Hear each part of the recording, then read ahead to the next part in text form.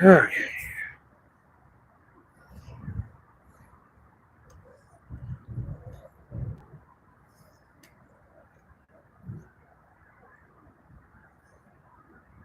Hey, everybody.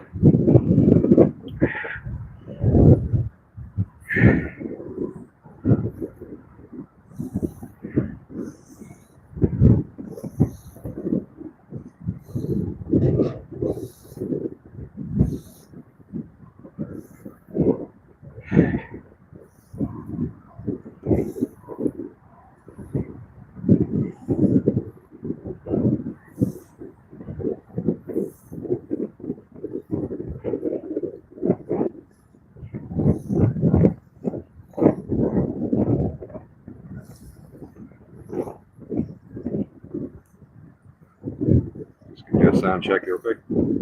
Hello. Can you hear me, Cindy? Let me know if you guys can hear me okay.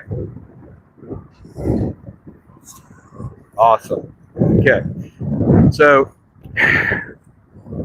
I'm down here under the bridge across from downtown Memphis.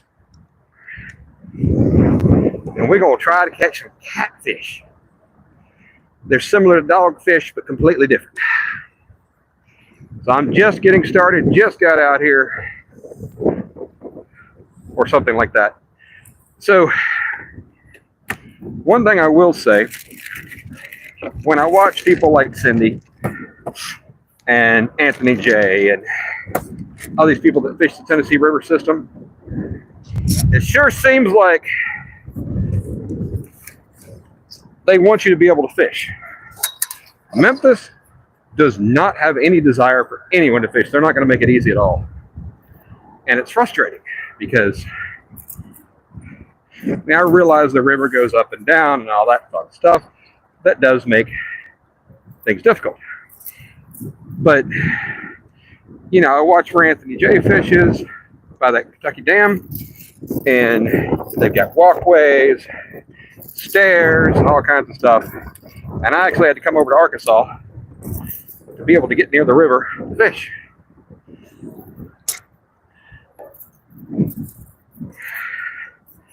And Memphis seems to hate fishing anyway. And I say that because Memphis city parks, you can't fish at them unless specifically specified. And guess which ones are specified? None that I've found. So all the residents of the city have to go out into the municipalities and county so that they can fish.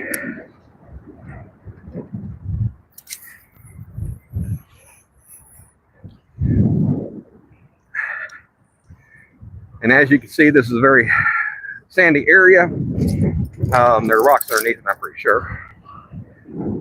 But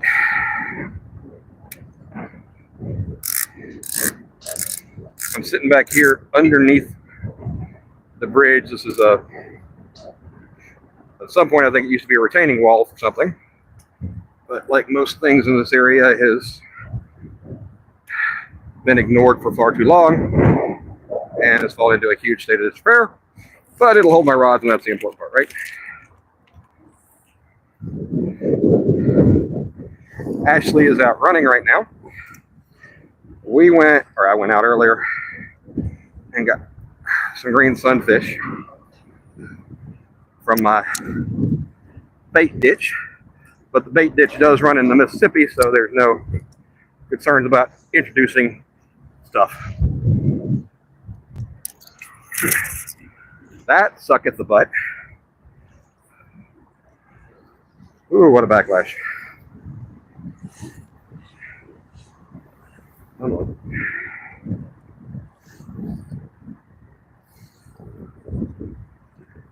Okay.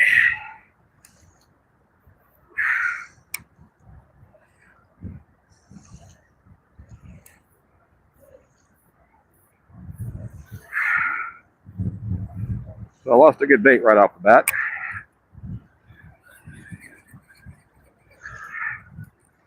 No, welcome to fishing with me. I may not have adjusted this for the reel for this kind of fishing yet. What's weird is I caught these green sunfish well over an hour ago, and they're still kicking. All they've been is in ice.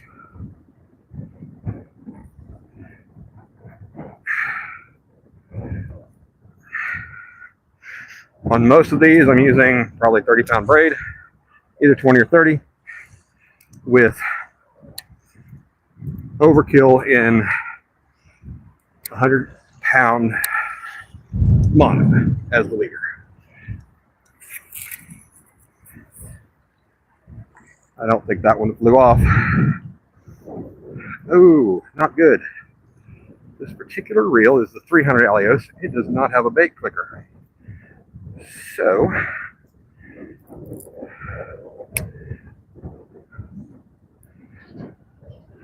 set the drag pretty loose and hope.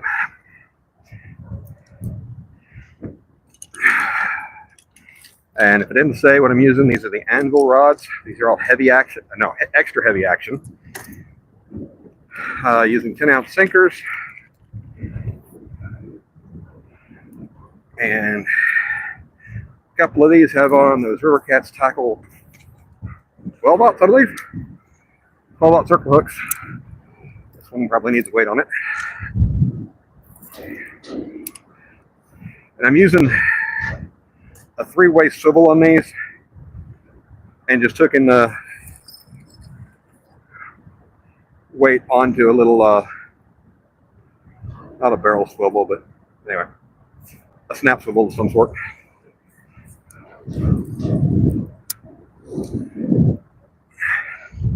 I have never fished here.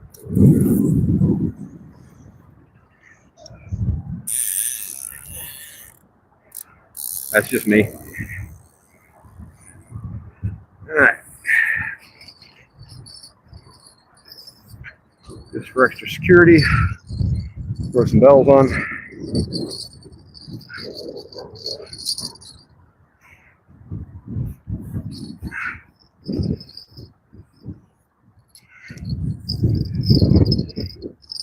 My 4th rod. Cast it out there a few times with a snagging hook. See if I can't catch me an Asian carp.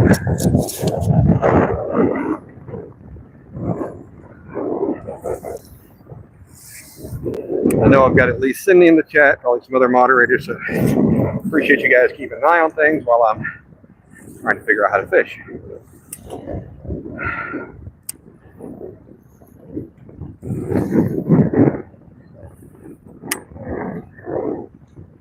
The way we do this is we let it go all the way down the bottom, reel out the slack, and then yank. Reel down, catch the bottom again, and yank.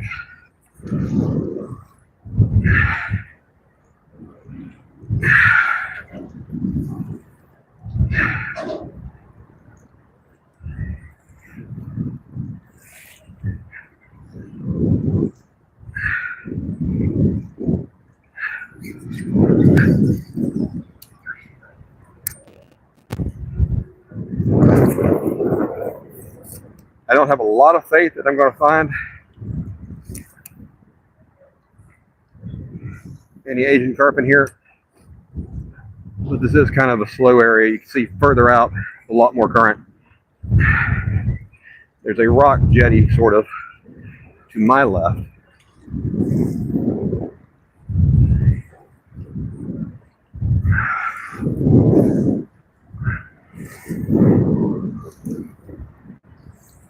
And the reason I'm trying this area is very simply that Asian carp do not like current. They duck out of it as much as they can.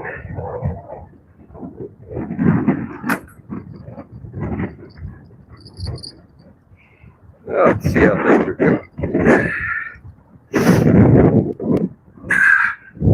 Hey, nobody. Okay. Yes, NJ Fishing Maniac. Hey, Fishing with Big Mike, good to see you.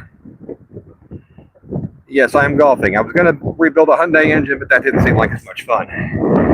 Got some slack in this line over here. Let me tighten it up. And some bar. Let it get into its place. That'll be better now. Yeah, it's still got a bow in it, but oh well. And let's see. Well, Scotty, you got to go live when you can go live, brother. I've been working on this since before noon. I'm just slow. Plus, I know once you've gone live, you can't add people because Facebook doesn't like that, or whatever this platform, YouTube doesn't like that. Yeah, I'm hoping it's a good spot. I do have a guy fishing up here on the rocks. I didn't see him earlier. You like the way I really fisting men south. You came into the chat and you thought, hey, you know what I want to do? I haven't been a douchebag all day, so let me just go over here and be a douchebag for absolutely no reason whatsoever. But hey, whatever makes you happy, buddy. I'm sure you handle rods better than I do. Nebraska, well, if Nebraska were a state and had freedom, you could have more.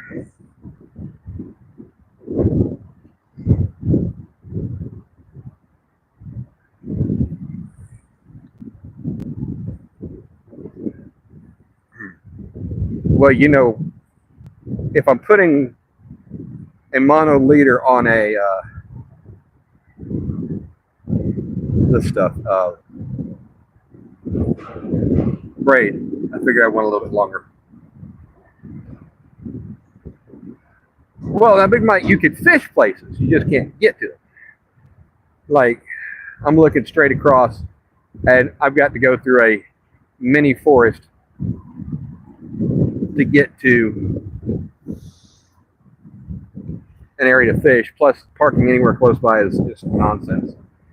And I mean, let's be honest with you, you don't want to eat anything out of downtown Memphis from this river anyway.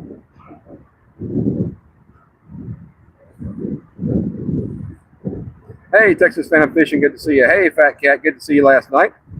I got to see Fat Cat's the first live I was in last night. It was exciting. Fun was had by all. Don't forget to hit the like and all that fun stuff, because you know stuff. No, I don't carry an emergency oxygen tank. Here's the thing, buddy. I don't know who you are, but what I actually do know is that you're just here to troll. And I really can't figure out why you'd want to do that.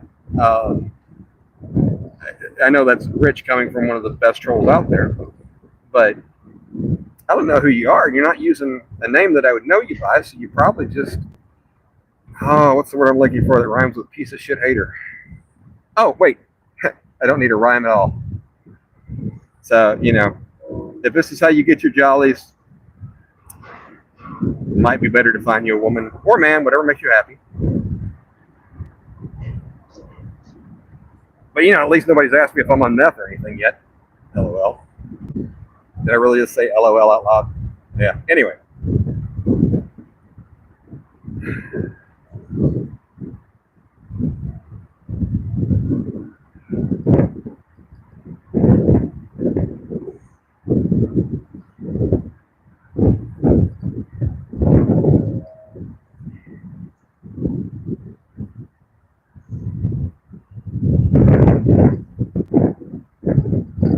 Now, I don't mind a good troll. I just, you know, wish you were better at it. I feel like maybe, you know, you take the short bus to troll school or something. Uh-oh. One of the clickers give up a little bit.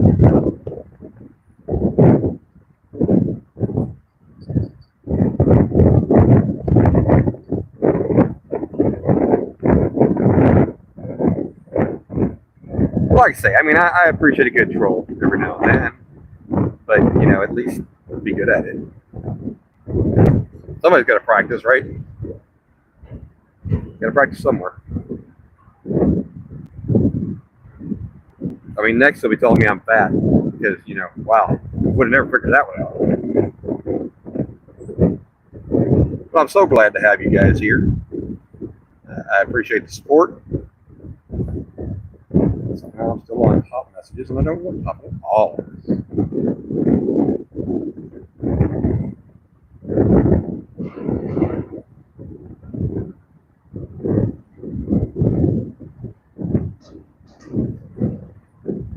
So what's going on with everybody? Anything exciting going on this Sunday? Ashley was a trooper today. I originally told her we were going to go fish up off of Mud Island. I got there and there are two spots that you can get to, and both had people in them, and they weren't as accessible as I even thought they would be. And she's going to do some running, so hey, let's go over here. You get really close to the river, and so that's how we got here. Hey, Lance McCoo guy, good to see you.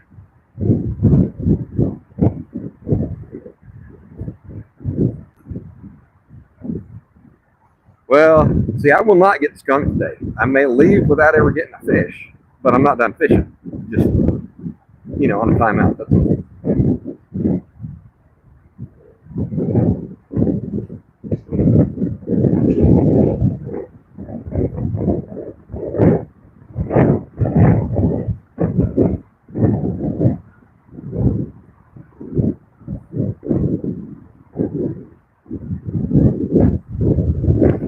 Seriously consider bringing one of my surf rods, and I wish I had. I didn't realize this was where I'd be fishing, because then I could actually get deeper out into the current, into that channel some.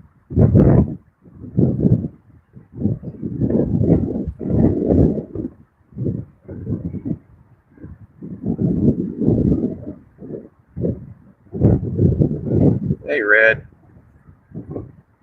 Don't think I recognize the name, but thanks for being here.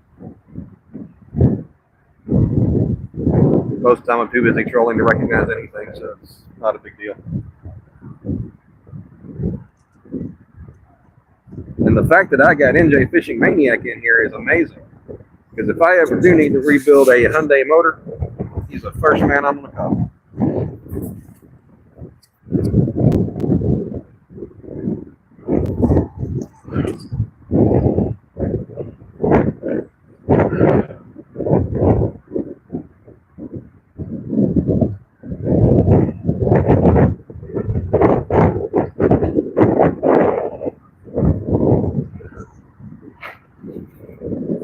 Check and see if I brought any rigs with me. The pre-tides.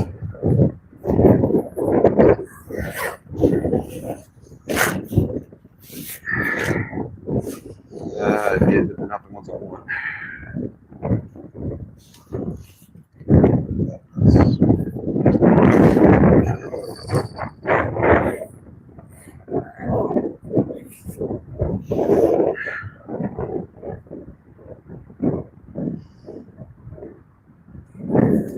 Check the super secret bucket back here. It's got one everything. Ooh. Line hanging out. That's a good sign. Yes, yes, yes. Come on.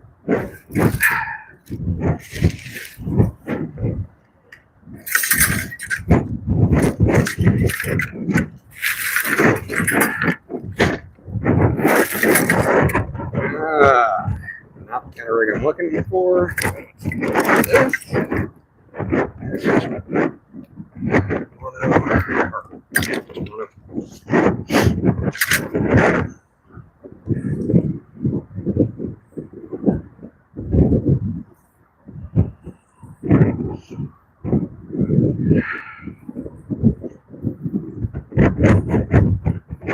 I'll run up to my truck real quick. I know I've got a rig made up in it.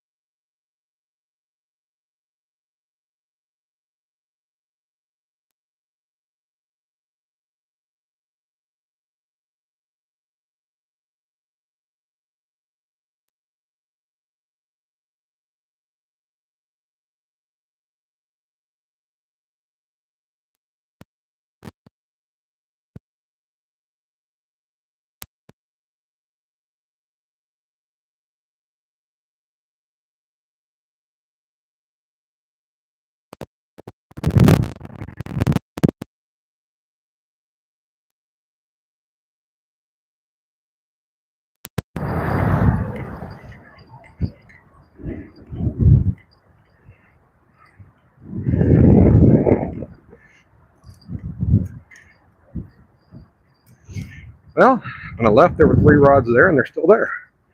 Plus the 4th one I'm not using.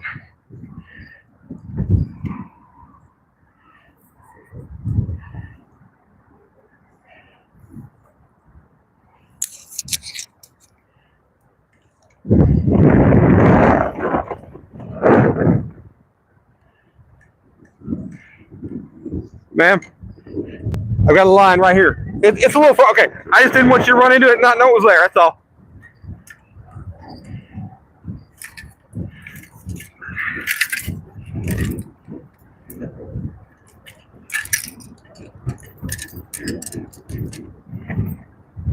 Since I'm going back trucking, I might as well go ahead and get a couple more rods out.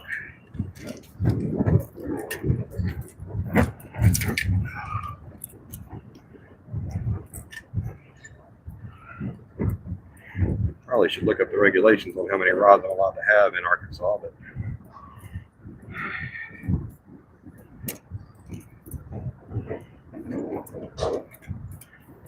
I have my phone tied up doing this. If anybody wants to look up a maximum number of rods in Arkansas, I'd appreciate it.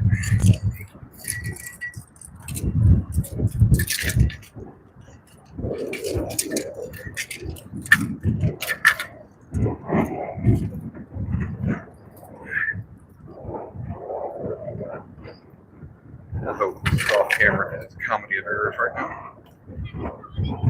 now. No, ma'am, not yet.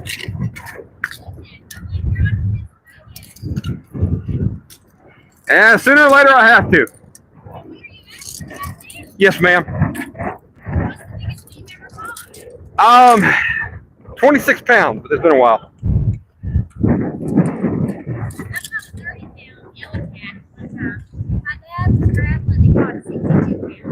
Oh, see, I've never gone noodling before, and part of me thinks it's a good idea, and part of me doesn't think it's a good idea. I always said I would because I never thought I'd get invited. I got invited, and I was like, I'm not getting that water. Yeah, you know, here, stick your hand in the hole. There's something in there impossibly, but we ain't gonna know what it is. No, I absolutely understand. My daddy had 3 girls, so, you know, I would tell him I would go until I saw a snake. Oh, yeah. I saw a snake. Well, that's the good thing about down here is the venomous snakes are easy to figure out. But it doesn't make them any less scary when they run by you. You're like, what was that? And then you're like, it didn't get me. So that's good enough. How often do you come down here? This is my first time over here. I was planning to fish on the other side, but Memphis does not make it easy to get to the river. It's not hard to get close to the river. It's just not easy to get actually to where you can cast. There's a couple of spots, but they were already taken.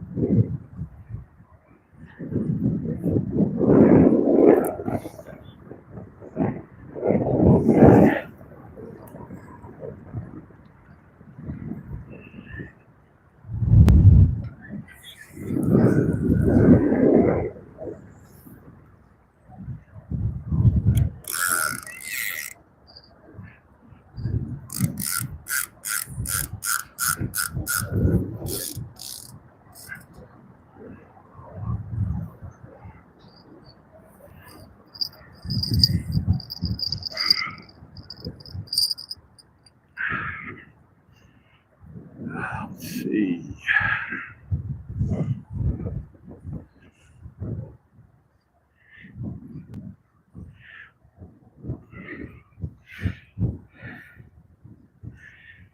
Thank you, Mark. I appreciate that. Let's see.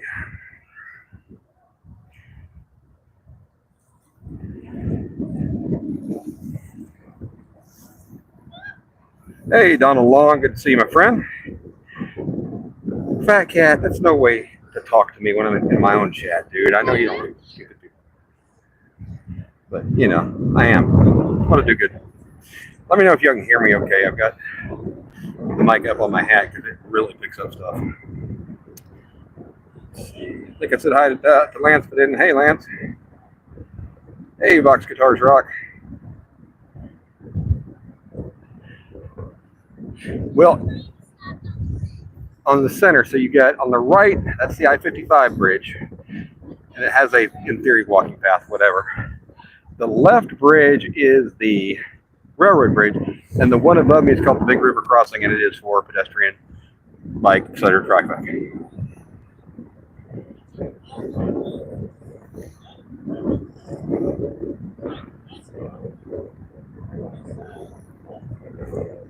Hey, Hitch, good to see you.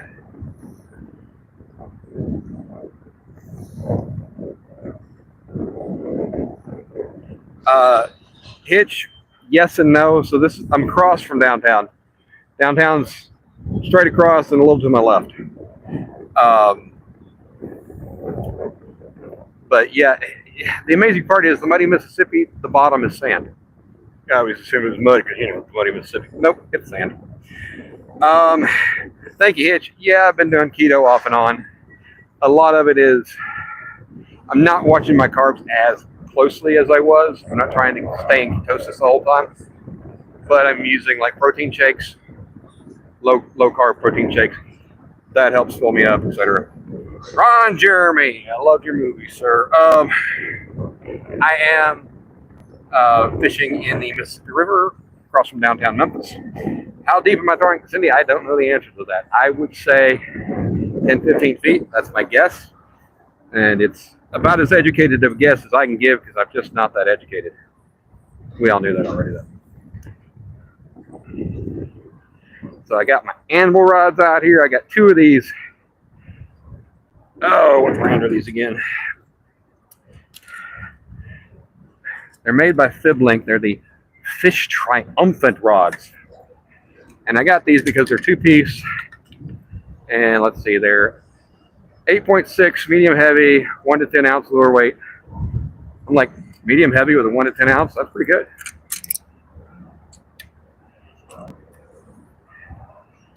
But mostly I got them because before I got my truck, and even after getting my truck, because it has a 5.5 foot bed, these 7 foot rods will barely fit lateral or diagonally. 7.5 foot rods stick out of the edge of the bed. So, plus with crime the way it is in Memphis, I like to have the ability to put stuff inside my cab and not leave it in the bed. I think I'm going to rig up like a 1x10 or something to put in the bed so that the rods can rest on it so they're not, tips aren't bouncing around so much. Ooh, I'm down to 1, 2. Oh, well, you're lively here. You want to go see a friend? We can go find you a friend.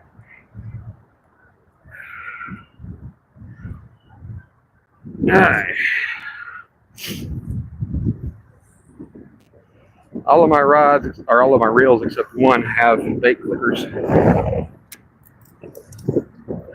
One that doesn't, got the drag set very loosely.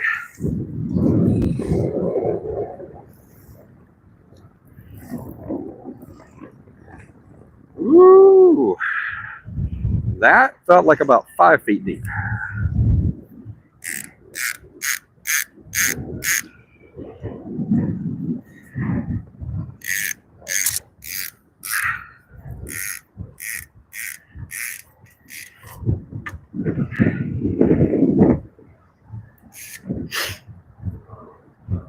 Ooh, bad move. That actually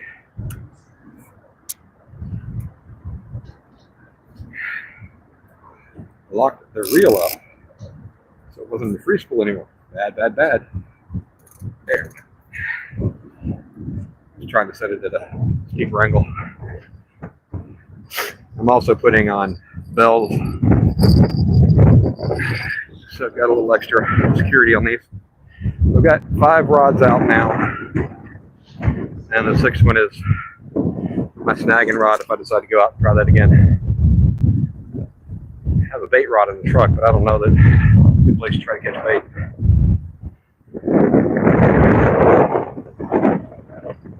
It's not the light setup I use for bait. That's just me.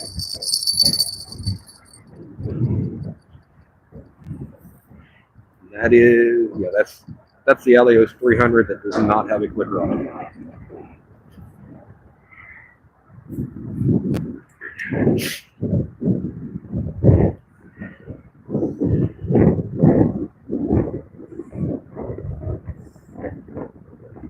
So I've got a chair.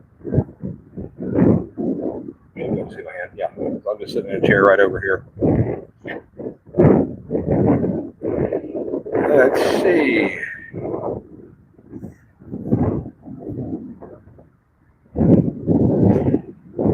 Okay, so my ride and reel combos looks like I got four of them are anvil, three of the ones that are inner anvils, and then 2 of those siblings. And I've got an Alios, a PC Fun Alios 400 reel, a PC Fun Alios 300 reel, a couple of Abu Garcia 7000s, and a PC Fun 50, yes, XS50. And if there's another one out there, it would be a Abu 65.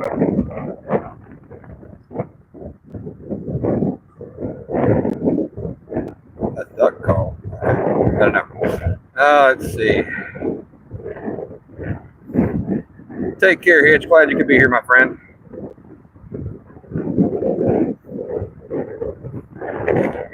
So, I'm a little odd in that I am a budget fisherman. I don't like to buy, I mean, I like expensive stuff. I just don't like to pay for expensive stuff. So, you know, these rods I got for like $50, each one of them. The anvils I got on clearance, thanks to Travis, for $50 a pop, and then those siblings for about $50 a pop too. I think the Abu Garcia 7000 with a rod was $100 on clearance. The 6500s that I have from Abu, the Catfish specials, they were like $70. PC Funds, of course, like $50. The Alios is probably the most expensive that I cash out of my pocket on any of these. The Alios 400 was about $90, I think, on sale. But I bought those for a very specific purpose. I like a low-profile bait casting reel, and those Alios 400s have a very decent spool capacity for catfishing, whereas your typical low-profile bait casters don't. They're bass fishing reels. Let's see, which one was that? I think it was the third one from the left. That one's got a pretty good bow in the line, though. Oh, no.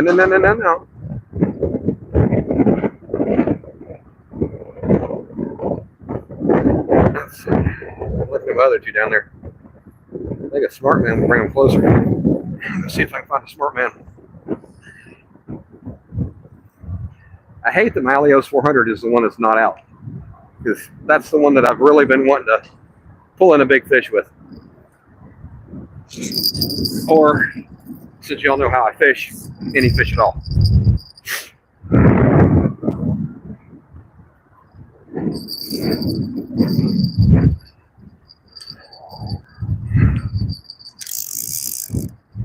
A lot of people like the PC Fun Chaoses. Some people don't care for them as much.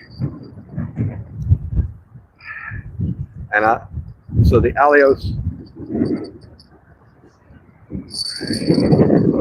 you know what? This is that one that I told you I don't have a clicker on, which also means it's not going to make any noise when something's on it.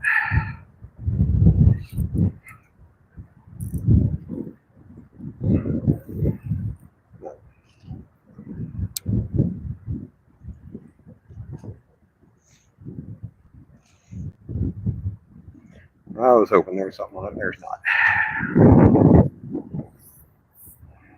Get back to loosen the drag up.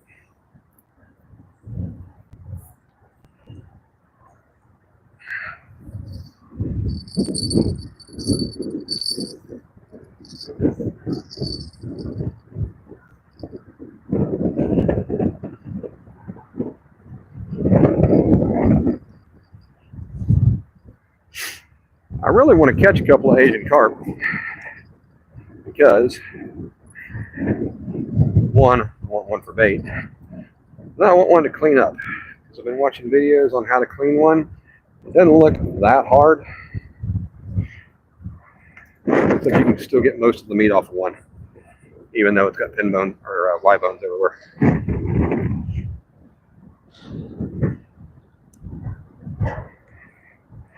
But just like everybody, I'm lazy when it comes to having to pick out bones from fish. The rest of the world doesn't seem to care, but Americans are very much, yeah, we want boneless boys.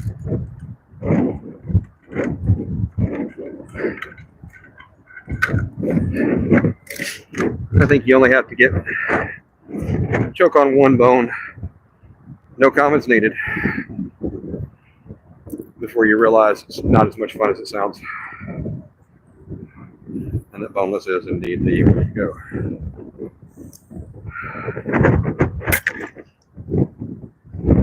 So I'm gonna go over here and rig up this Alios 400 with a normal rig.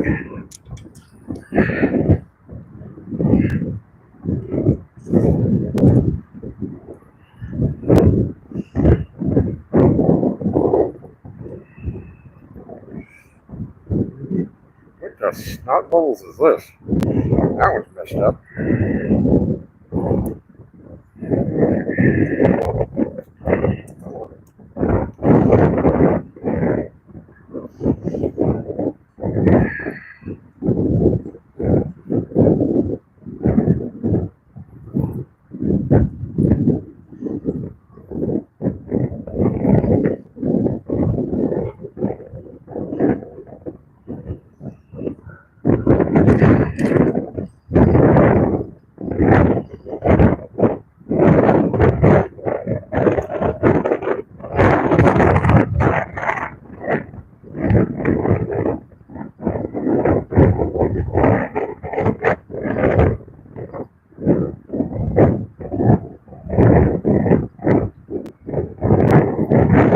Alios 400, the reason I was using it for snagging is I've got it set up with, I want to say, 50 or 65 pound braid. This is going with me to Pensacola next time I go. And whatever has broken me off twice is going to have a much harder time doing it. Because I had 30-pound mono leader on those, and they both just snapped it like it was nothing.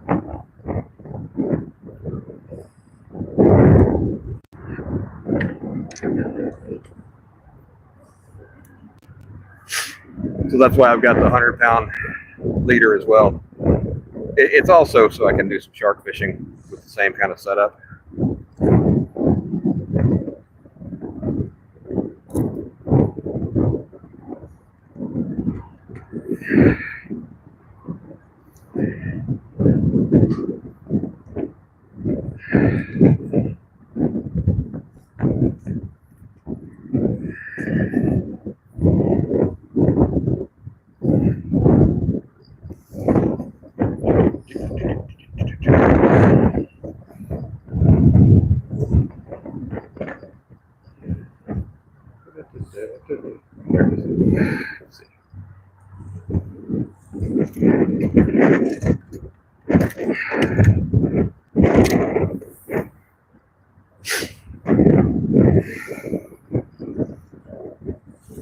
Looks like Troy is live or is going live in 30 minutes. I'm not sure which. Over Adventure Americas.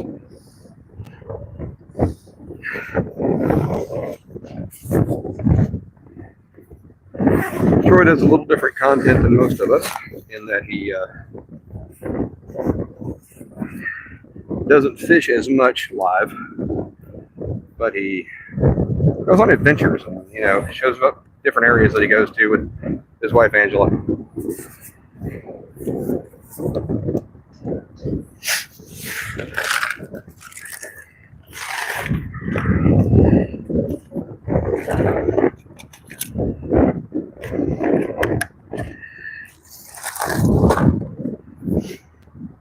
So if you want something different to check out, that's something you can go see.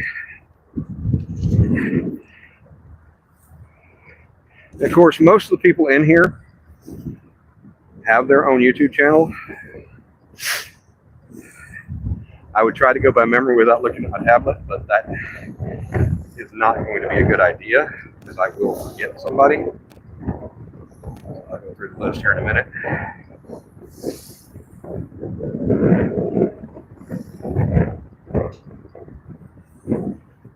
There's one thing that I like about the catfish community, at least the part I associate with, is everybody is helping each other out, right? When I first started my YouTube channel, or actually when I first started watching some of the catfish channels before I even worried about my own, it never made sense to me. Like, everybody's pushing people to other channels that, you know, seems counterintuitive. But we're one big community, and you'll find people you like, you'll find people you don't like, but it's nice to have people to watch, and you learn different things from different people, and some channels are more about learning and some are more about entertainment. Please don't ask what my channel is catered towards, because I have no clue.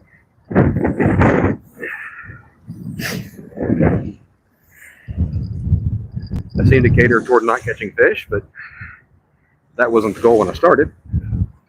What I'm going to try to do is down here, get this out there without catching one of my other rods.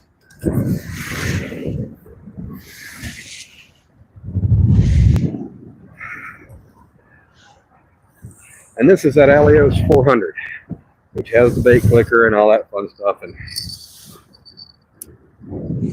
so far, I'm excited about it. I can't say I'm happy with it because I haven't done anything with it, other than cast it out and not catch anything. That was my head. That was also my head. Getting good at this.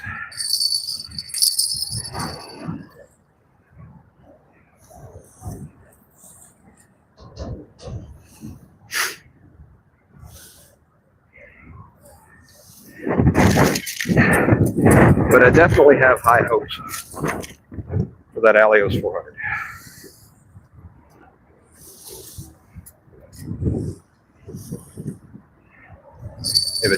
If it behaves the way I want it to, it's going to be awesome. So this sand is very soft. So the rod holder by itself isn't terribly useful, but hoping the rod holder leaned up against that will be a little more useful.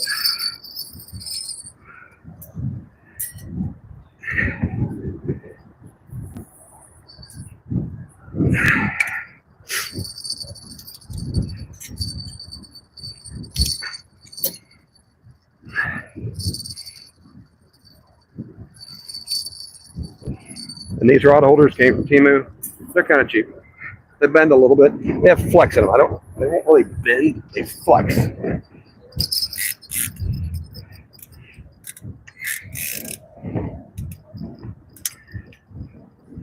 And the difference, of course, being that when it bends, it doesn't go back to the shape it started in.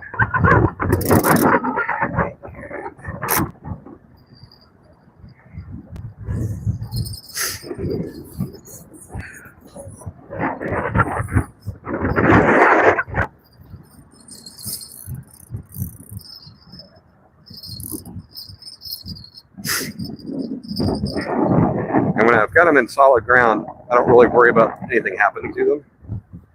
As far as them,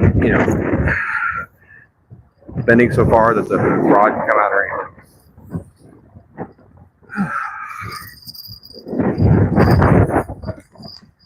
And this red one,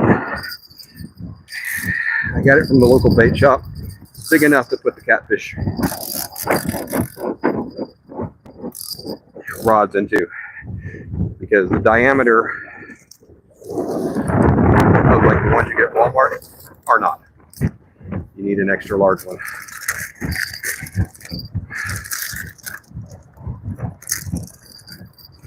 Again, these green sunfish, I had to have gotten them 2 hours ago. And they've been on ice, near ice, when I say on ice. And they have not yet. They're still kicking. Not hard, but they're kicking.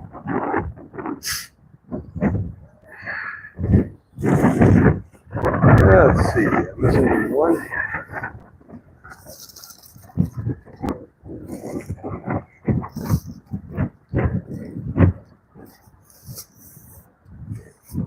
And if Cindy is still watching, the pineapple.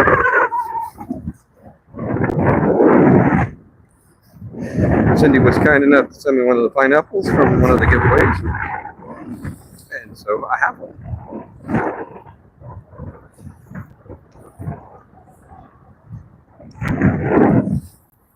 All right.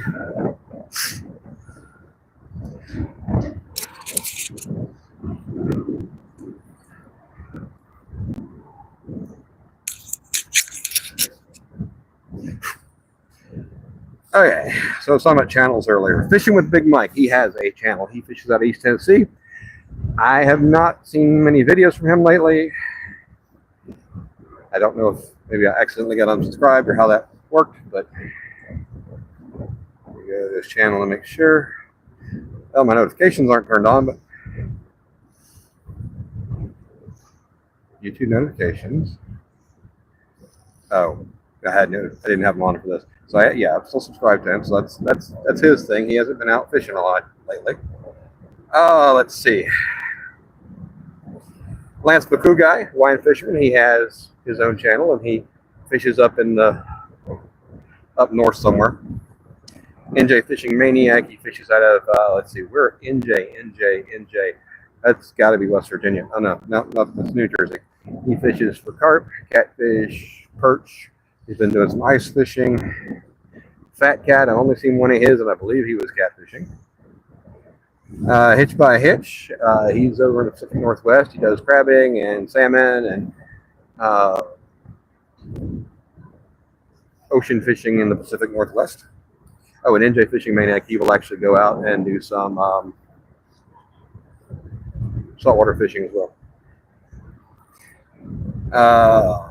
Donald Long is a member that just supports everybody, but doesn't have a channel, to my knowledge. Skipjack Cindy. So Skipjack Cindy fishes out in East Tennessee. Usually, I don't remember which one she fishes. There's the Clinch River. There's Watts. No, yeah, Watts Bar. Yeah, sometimes she does Watts Bar. Sometimes she does. The one that Chester Cross Park is located in. What is that? Anyway, all of the lakes attributed to the Tennessee River in East Tennessee. Let's see. And Skipjack Cindy, she's a lot looser in her rules. Cindy After Dark is what we call it, where we get a little raucous, nothing bad.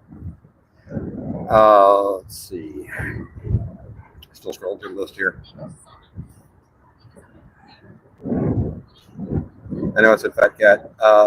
Michael Grumpy Vet. I don't know if he has a channel. I probably should check that out and figure it out. James Bailey Catfishing. I would assume has a channel, although I've not seen it before. So welcome in, James.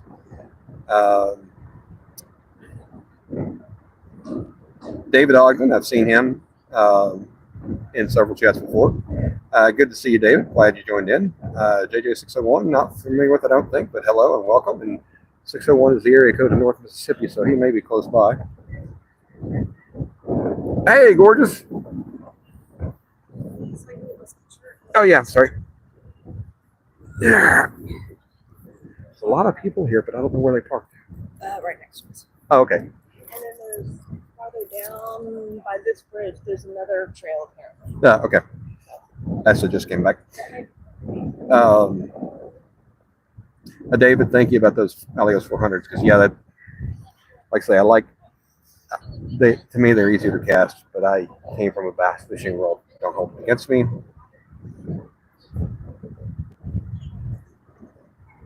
Yeah, David, and you know, different people are different things, and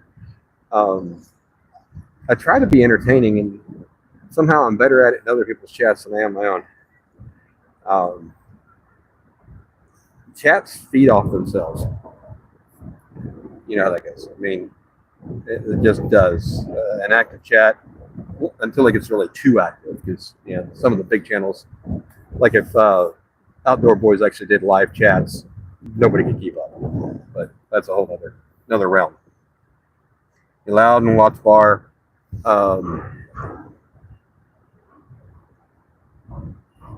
Yeah, and she runs into Catfish. What's his name every now and then. Well, actually, I think she only ran it on an hour today. She said. I mean, I don't know. I didn't look at the clock. That's what she was planning on doing. Yeah, see,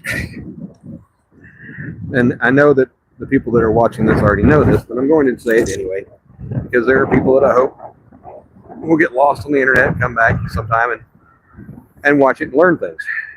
When I was a kid, I didn't understand drag. I'm like, why would I want that? So, of course, I just tightened it down. Turns out, drag is a very useful thing. It allows the fish to take a line without breaking you off. So I lost a number of fish. Yeah, when I was a kid, you know, I was like, well, if the drag starts going off, like, well, let's tighten that up, fix that problem right here and now. Didn't fix the problem the right way. If anybody has used, you can't see that hook, but so the no-knot snell, one of the problems with it, especially with heavier lines, is they can come undone.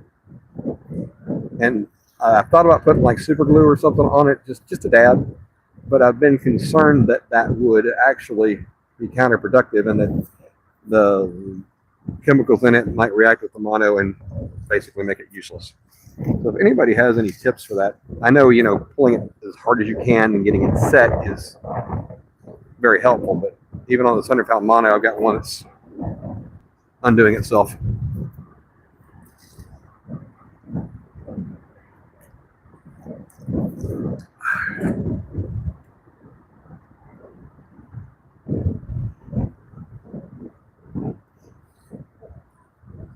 Yeah, Ashley, I want to brag on her a whole lot more than I do. She has, I think she told me she's down either 40 or 50 pounds, and she runs a lot. She's been going to the gym, working out, and, you know, firming up, as she calls them, her bat wings, and stuff like that. Because, you know, as you lose weight, you get this extra skin hanging out. And she really never had that problem, but she has been very vigilant about, I don't know, she's been working on herself physically, and I am thoroughly impressed. Not impressed enough to go to the gym. Okay. Let's try and tighten up the next one. That's the one I hold it. But she would go, I mean, she's run a 50K 2 years in a row, which I don't rightly understand anybody doing that, but more power to her. And this year was absolutely nasty. It was muddy. It's a trail run, but it was muddy. It was slick. There were a lot of people in the race. There's multiple hills that if you come down on your feet, you're doing a great job. And she beat her personal best. Or I'm sorry, her PR, her personal record. We have PBs, she has PRs. By over an hour. And that was just from the year before. So she's running like 12-minute miles. And for those who don't run, you know, I always thought running was, you know, you run nonstop. She does a cycle, you know, it's 2 minutes, 1 minute running, 1 minute walk, or 2 minutes running, 1 minute walk.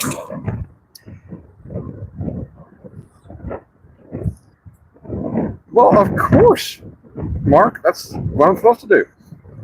Yeah, David, I'm actually right across the street. If you go across the street, across the bridge, this is the I-55 bridge ahead, above, just to the right of me. Run down the trail, you go under that. So, I live up in one of the suburbs.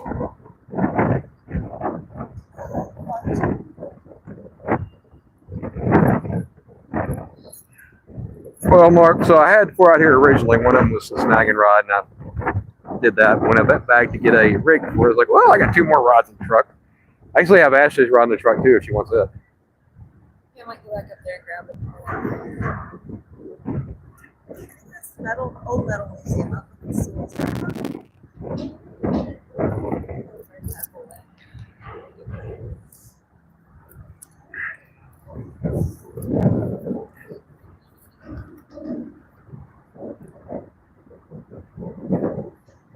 But yeah, David, if you're from around this area, David said, yeah. You know, from the Memphis side, it's so hard to get to the river to bank fish. And thankfully, Ashley had run down here. She's like, oh, no, I know a place over there. You can go over, you can get pretty close to the water. I did pretty good. And yeah, she did really well.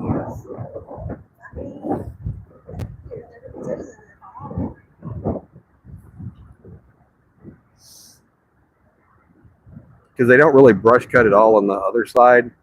And so there's a whole lot of brush just to get from the bluff down to the rocks where you can get towards the river. Over in Central Arkansas.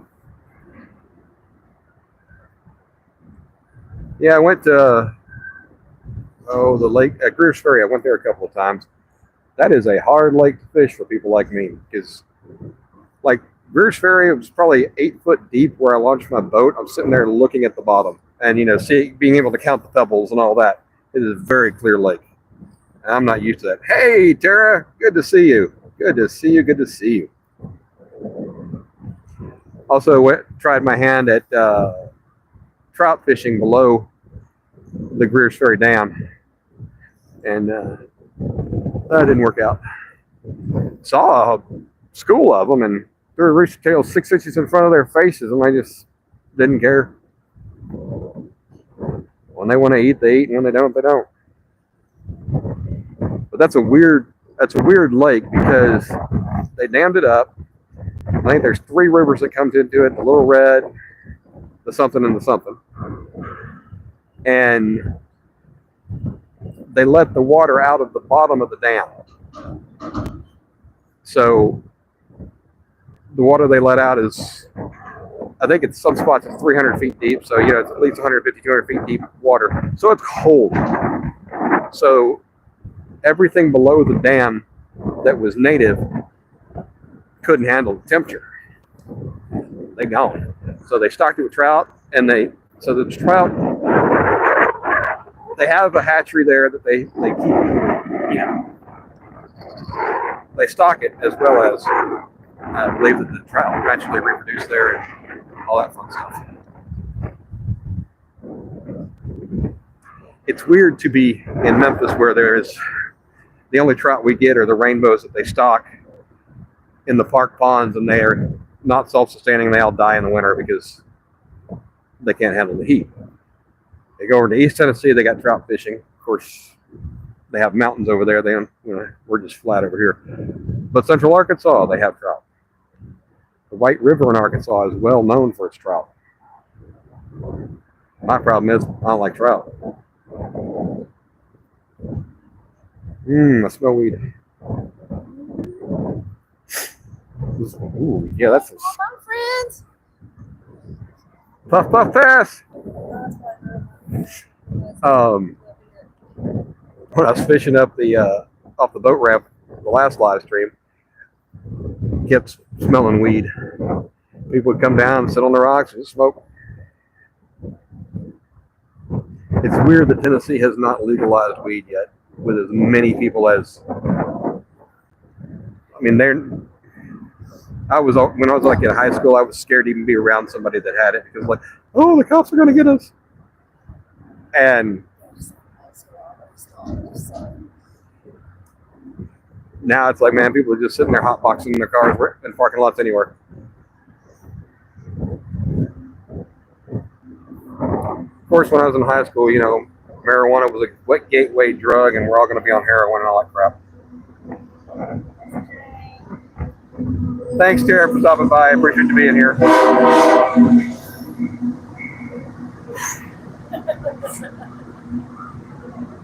Train bite.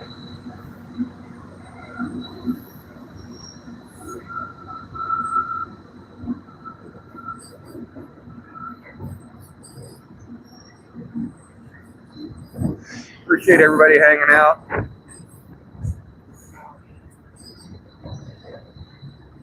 Couldn't go to sleep last night. I was thinking about coming out fishing today, and I'm like, well, do I want to get my kayak out? Yes, I do. But then I'm like, if I fell out of it, that'd be hypothermia land. And while my kayak is quite stable, I'm not.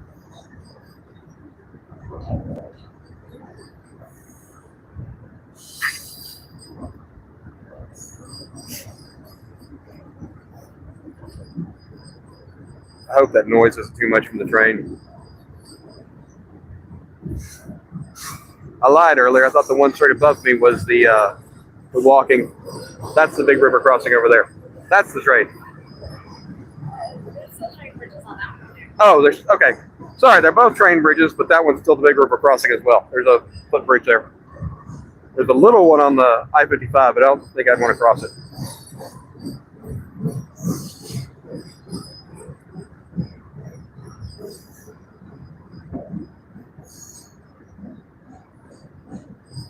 And the Mississippi River is a very strange animal. Everybody talks about the undercurrent and the undertow and, you know, how fast it is. And you don't, even sitting here watching it, it doesn't look that fast. But you get out there on a boat and you're like, okay, here's where I want to anchor. By the time you get to the front of the boat to drop the anchor, you're already 300 yards down the road.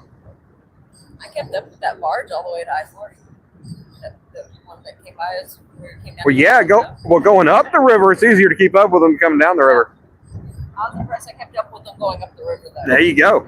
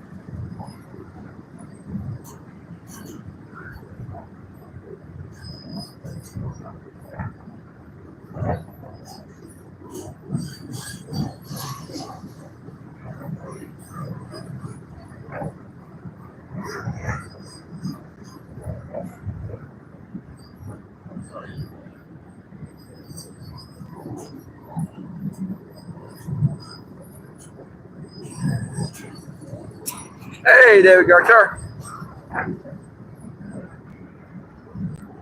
Appreciate you coming in. No, they're not Mad Cat's rods. They're Anvil. These are extra heavies. And then I got a couple, the taller ones are Fidlink brand. They're medium heavies, but they still have a 10-ounce lure weight on them. But I got them because they're two-piece. I used to hate two-piece rods because they would always break the ferrule, you know, like the rod technology has changed so much in the last 450 years. Now, we were watching Cool Cats last night, and he had one of the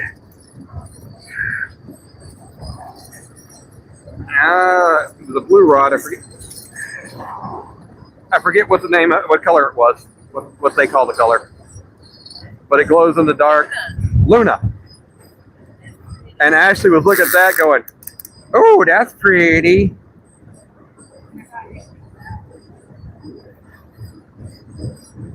There's nothing on here. I'm just wanting to recast. This one's way up stream from where I am.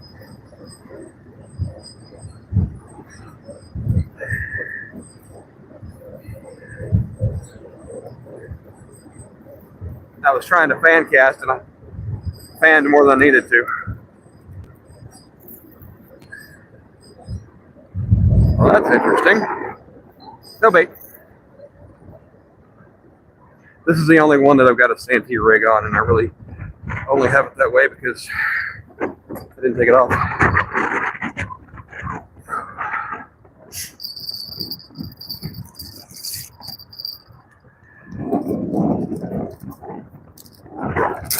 She's like, ooh, that lunar rod's pretty.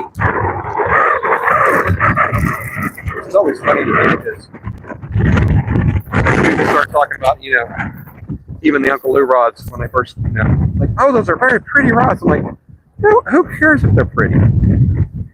I care if it, you know, I care about the quality of the rod. No, the pretty ones do not necessarily catch more fish. And people wanting their rods and their reels to match. And I'm like,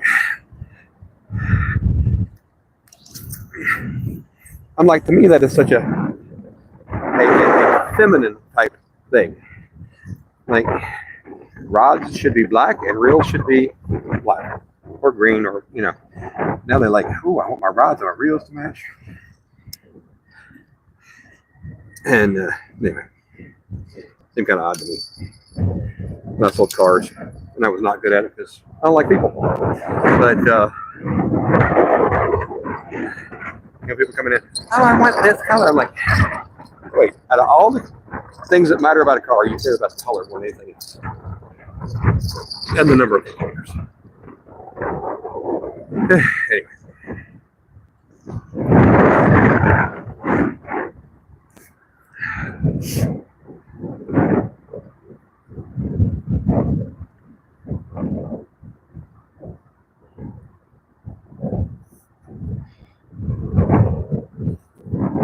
Yeah, they're definitely. I like the high vis rods. The only reason I care about the high vis is for the live streams, right? For me, fishing by myself, it doesn't matter. But everybody loves a good takedown and loves to be able to see a good takedown. I took some of my black rods. They were Cat Tech rods from Gas King, which of course got discontinued. Which is of course why I bought them, because they were discontinued and I get like 2 for 1. But I painted them fluorescent orange because when you're watching a live stream, you know, watching the rod bend over is kind of a good thing, kind of a fun thing. Everybody loves that. But somehow I'm supposed to.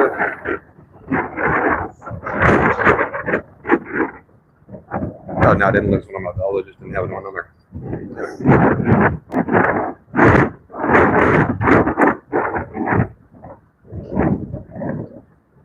It's kind of interesting if you're watching the water. So the Mississippi, of course, flows from north to south. So you look further out, everything is very obviously going south. This is an eddy. It's coming back north. Very weird. But that's also why, you know, I thought this would be a good spot for catching Asian carp since they don't like current as much. But I'm sitting on that current seam with most using 10-ounce weights, using cannonballs. I think on some of them I'll just take my vise to them and squeeze them so they're not quite as round. Cannonballs are great for like bumping and stuff, but this is not a bumping situation.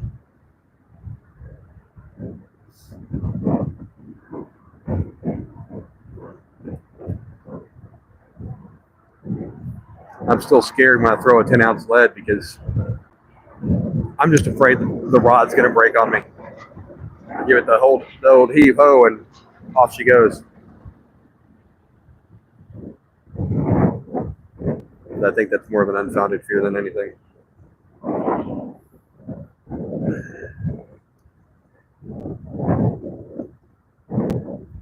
David, I do not fish at night with black lights yet. Um,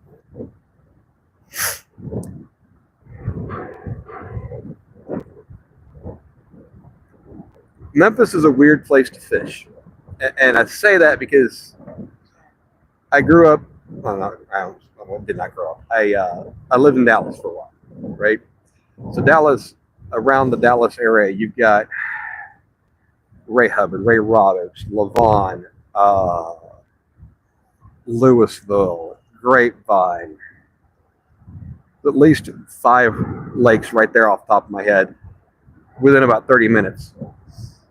And they're all good sized lakes. They're watershed lakes. Drinking, they hold drinking water. And you could launch at any time and come in whenever you want, right? Well, Memphis doesn't have those lakes. Almost every decent sized lake is owned by the homeowners association, and you can't fish there. And there's only a couple of those anyway. You got your park ponds, and of course the parks close at 9, 10, 11, whatever.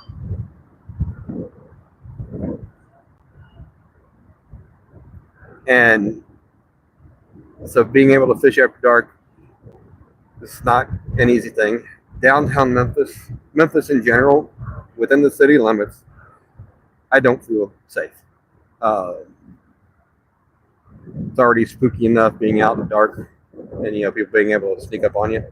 But Memphis has a real crime problem. I used to watch Chunky Cats. I'm like, man, that is a cool setup that man has. But and if I had waters where I could do that, I would.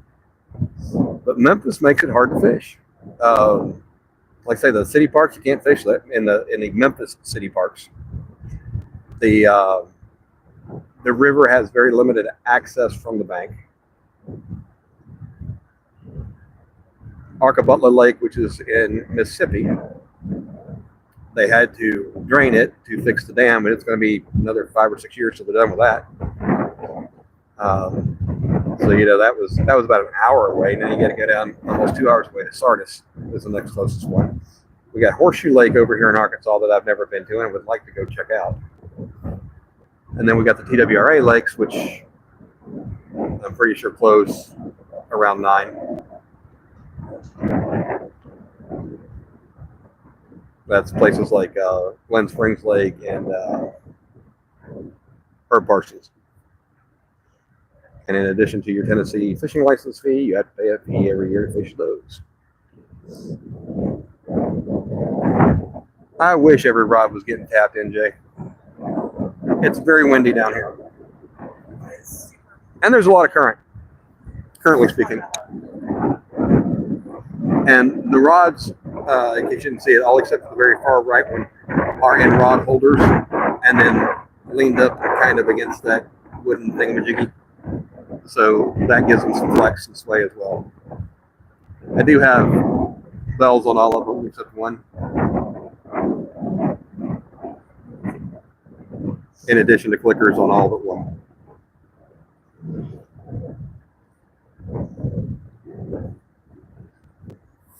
I checked one rod and the bait was gone. I rebaited it. Guess I might as well start checking the others. This isn't good because I threw off one of my big pieces of bait. I only got a couple of small fish left for bait. Where's this one at?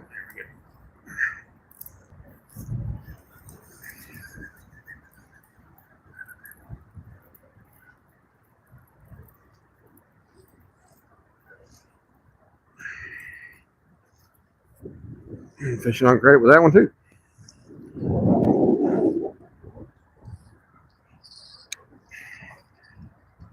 So I got a couple of little greenies left.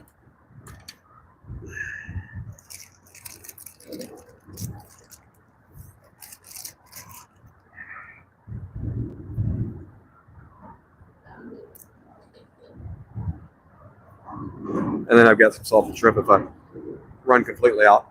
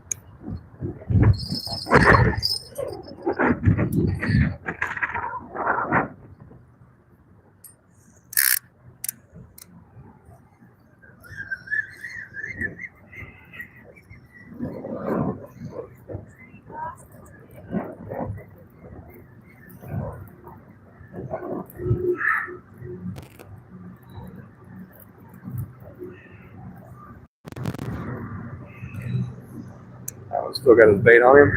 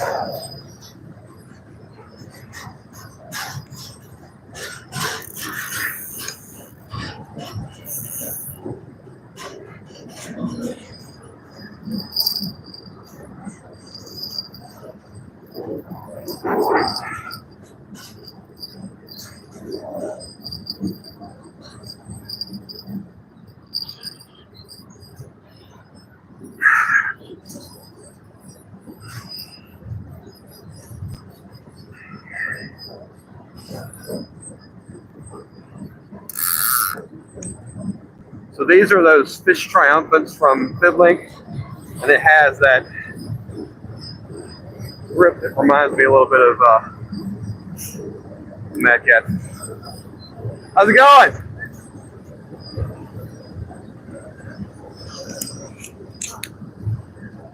You okay?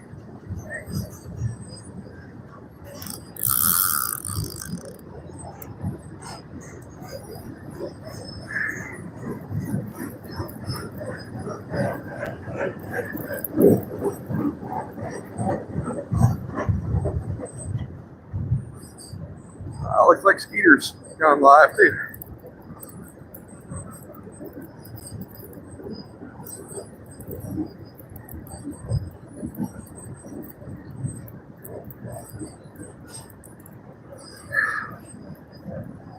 I was covering Sam.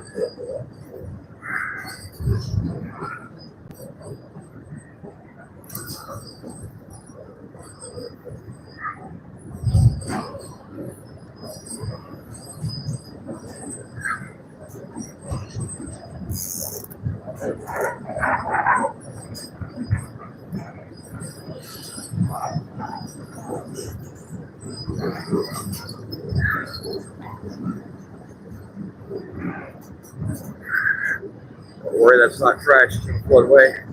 That's my bait.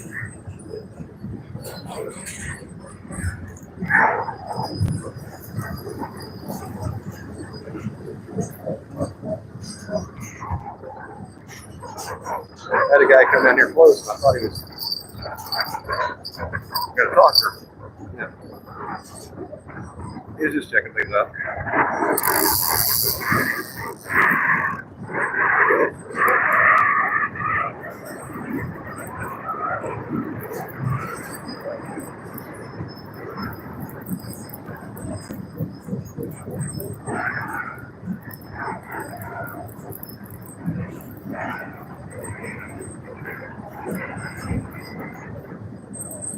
And that one still got a little greeny on it, so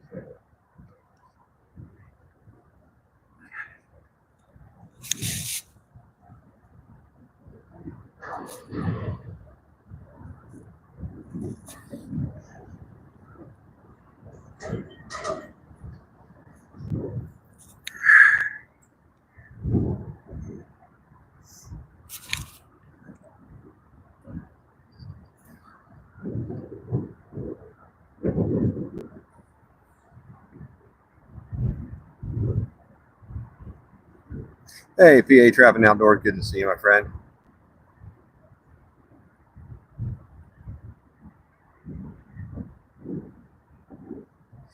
Yeah, the misnomer that I always had was that the Mississippi, muddy Mississippi, was a muddy bottom. It just seemed logical. It's sand. I did a video a few years back when the river was really low, up where I fished in my last live stream, actually, and just sand. It was really cool.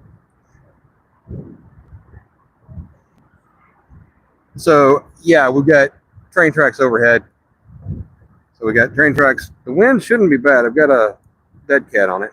If the wind noise is bad, let me know. I like the microphone setup that I have, except you cannot adjust the sound, the volume for the microphone, and it's loud. It clips if I put it, like, you know, right below my head on my shirt or whatever. I need to figure out if there's a way to attenuate it a little bit without making it sound muffled. But with Android, at least the Android I have, you can't adjust the mic volume.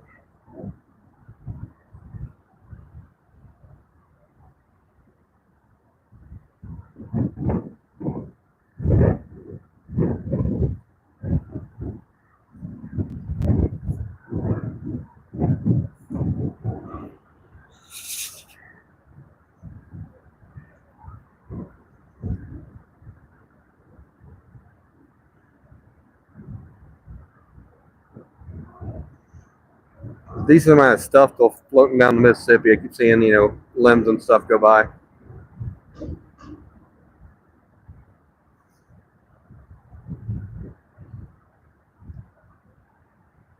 Mississippi is an amazing river, though.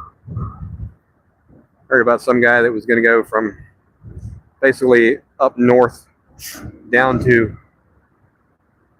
the Gulf in a kayak. I'm like, man, that man is stupid. You couldn't pay me enough. No, I got my kayak. I'm like, I could do that. Maybe. I could at least start the trip.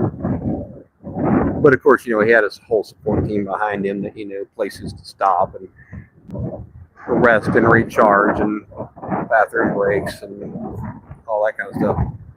Oh, here comes a barge up the river. We're looks like 3 wide. 1, 2, 3, 4, 5, 6. It's like 7 long. I can tell it's 2 or 3. I'm thinking it's 3 because it looks like you can see the far one takes up only a third. Oh yeah, there's the humps over the top. Yeah, it's definitely 3. Sorry.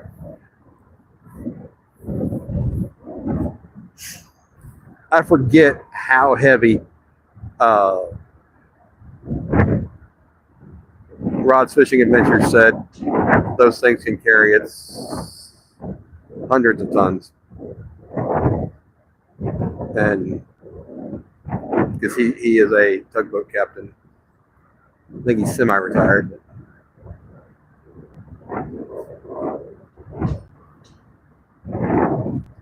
Yeah, I look at one of those things and I'm like,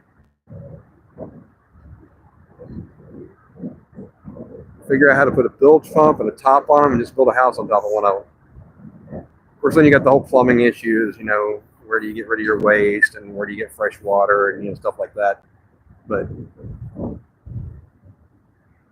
put a little 9.9 horse behind it and go anywhere you want as slow as you can possibly get there.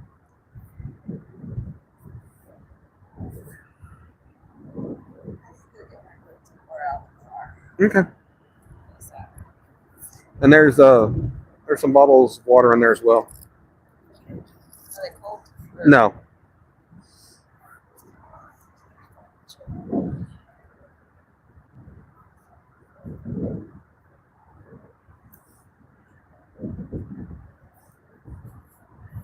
See now, at first I was worried that I actually think, man, Mike can't fish, doesn't know what he's doing, he always gets skunked. Then I realized this way she's definitely going to want to go back to gathering this year and have Jody take us out, put us on some fish.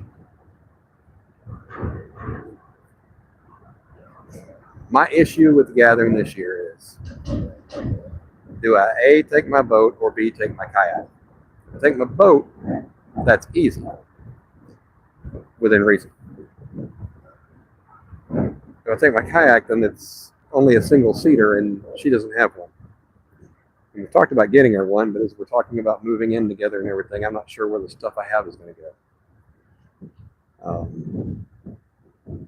I'm contemplating possibly even selling the boat because her house is a little larger than mine, and she's got 2 kids still at home.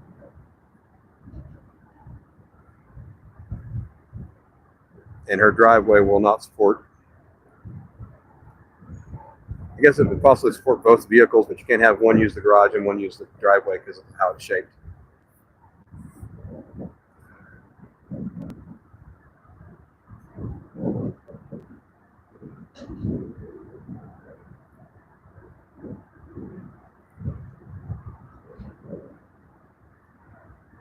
And her backyard is not even an option for the boat. I don't think she has enough fence line to even get a boat into the backyard. Uh-oh. Uh-oh. I heard a clicker. Oh, one on the right.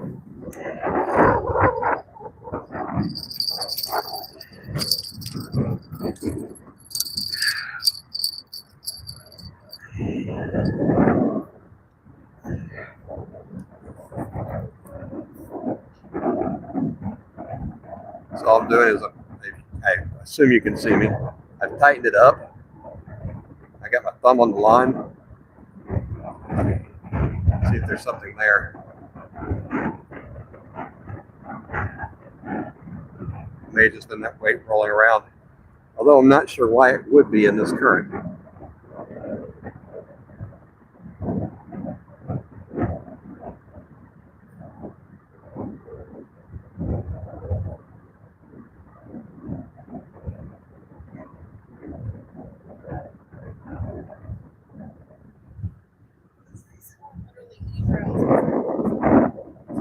Well, that's because we're not in the sun. Well, if you want to move your chair up into the sun, you're more than welcome to.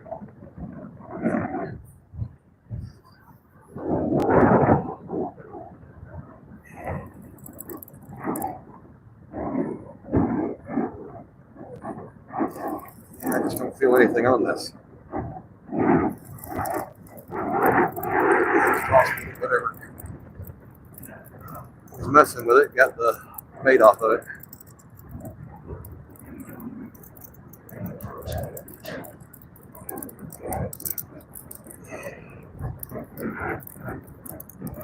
Oh, bait's still there.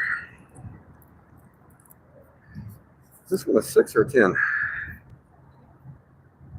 It's 10. Well, so I've got these set up. I'm just using a standard 3-way swivel and not using sinker slides and stuff. What? Yeah, all kinds of stuff comes down. So the bait's still on there.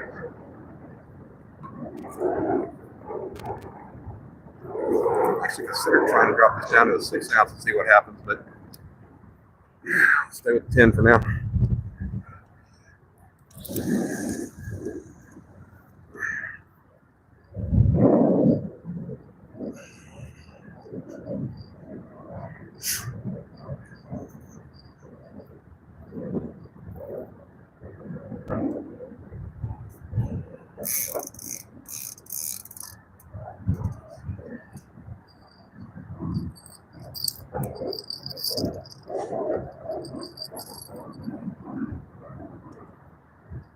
So I bought a couple of kayak rod holders off Temu. They have a little extension arm. I think would be really nice. I was going to do a review on them. I took one out today to just put on the kayak just to, make sure it was going to sturdy enough.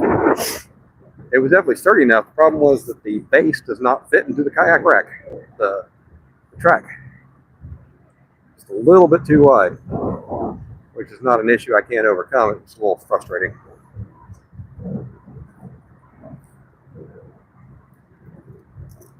Take care, PA Trapping. Yeah, I was hoping that the barge would bring me something over, but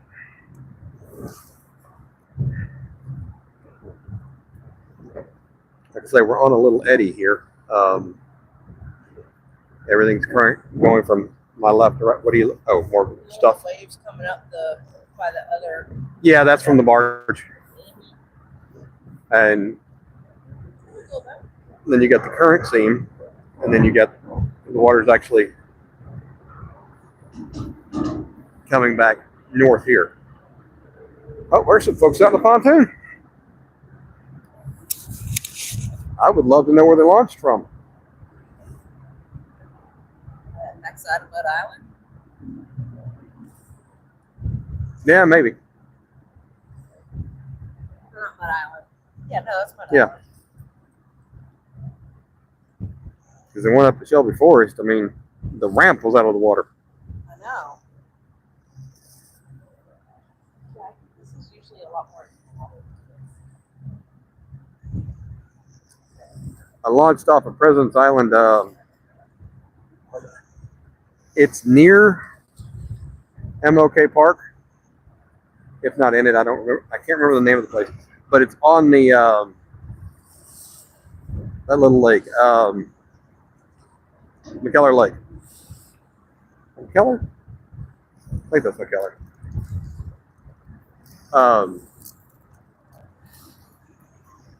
But I did not feel safe leaving a tow vehicle there. Ooh, that pontoon's having a good old time riding those barge waves.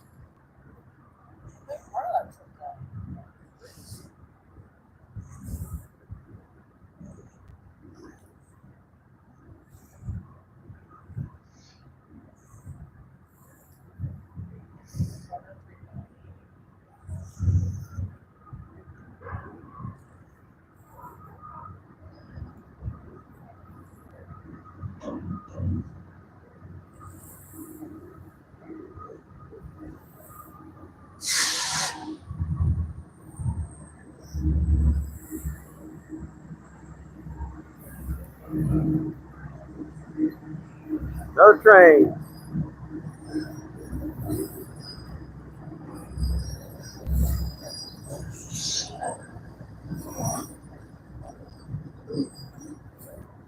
I don't know what he's doing. Ace. Trying to mark fish or what? Or maybe he was just being very nice and going around me, giving me a really wide berth, because now he's down on the south side of me, kind of coming towards shore again.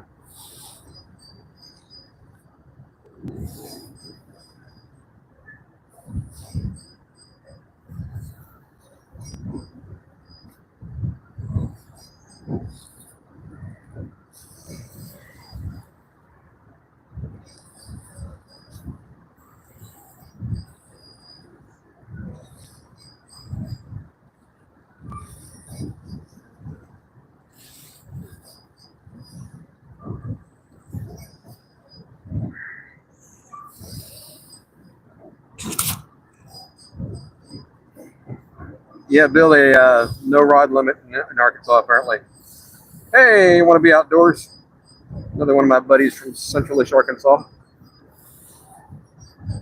How you doing, man? I haven't seen you in a while. I was just talking about how I'm setting Ashley up to have to go back to the gathering this year, because last year Jody took us out, she caught fish. And clearly I'm not the guy she needs to be fishing with. Ah, here comes my pontoon. He may be looking for a place to beach, and this may be about the only place he can.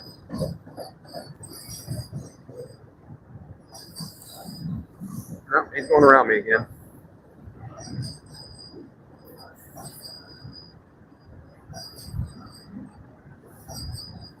He's looking for something. He's watching his depth finder, if he's trying to, I don't know what he's doing. It's kind of weird.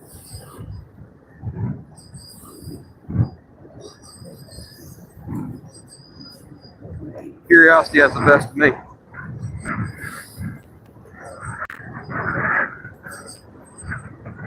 I mean, obviously, if he wants to beat some boat, I'll move stuff out of the way so he can. Because I know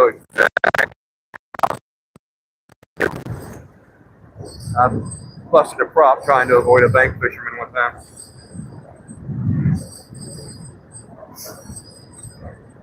Yeah, Matt is in North Central, David.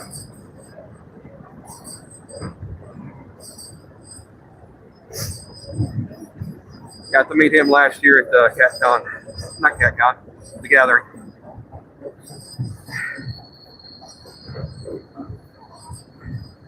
I would love. Keep hearing that, thinking the bell's going crazy, but it's just squeaky wheels. I would love to go to CatCon, but man, I can't justify the expense, because it's going to be a 8-hour drive to get there. So I have to take a day off of work at least. If I want to do Friday and Saturday, I probably need to take Thursday off too. Then Thursday night, Friday night, and Saturday night, I've got to come back on Sunday. So you got 3 nights of hotel rooms, plus gear acquisition syndrome.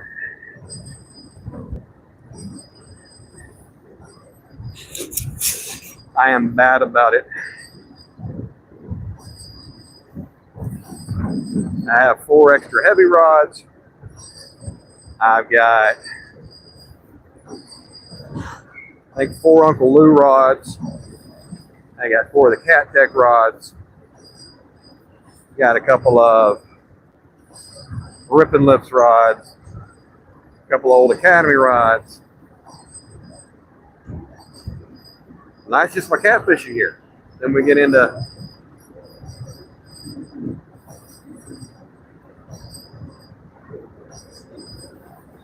all my spinning setups for saltwater, which I have way too many of. My problem is I cannot ignore a sail.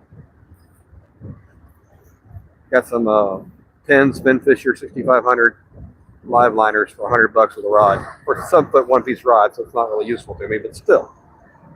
Those rods, the reels by themselves are usually $200 or more. I have too many of those. Plus, I have a bunch of the Ozark Trail saltwater reels that I got for like $15-20 a piece, which are absolute workhorses, but Don't need them. And then, of course, my panfish stuff and a little bit of bass stuff. So I don't need more stuff. And putting me in the middle of CatCon would be a very expensive endeavor.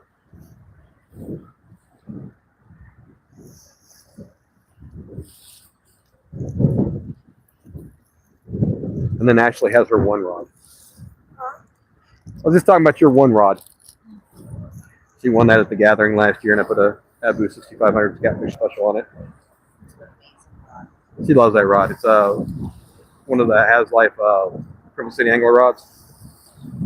I think it's a medium, maybe a medium heavy, but it's not. It doesn't have. It's not as strong as the medium heavies I'm used to. Maybe, yeah, maybe. Okay, yeah. Maybe a light too. No, it's not a medium light. So it's not a good Mississippi River rod, but it's a really good Tennessee River rod, good ledge rod.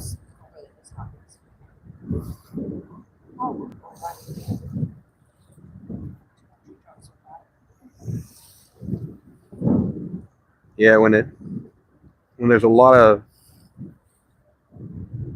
precipitation up north and ice melting and stuff, we'll get trees coming down the Mississippi River.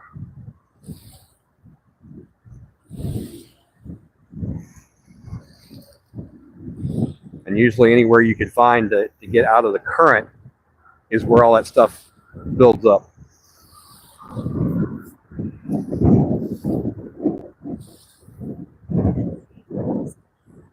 What? We can go whenever you want, baby. Completely up to you. I mean, I'd say we have to stay till I catch a fish, but we both have work next week and next month. Oh, you want food?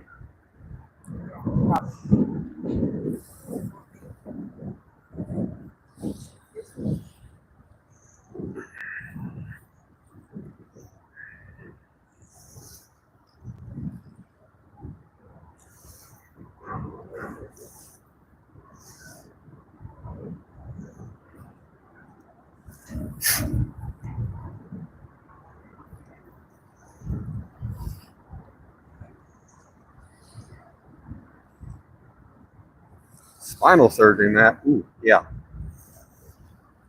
Well, you get credit for not being around for a while, my friend.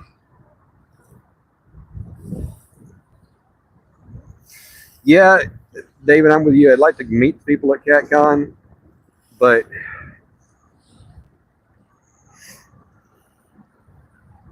that's one of the things that I like about the gathering is it's they're not selling anything. They're not, it's not a tackle show. And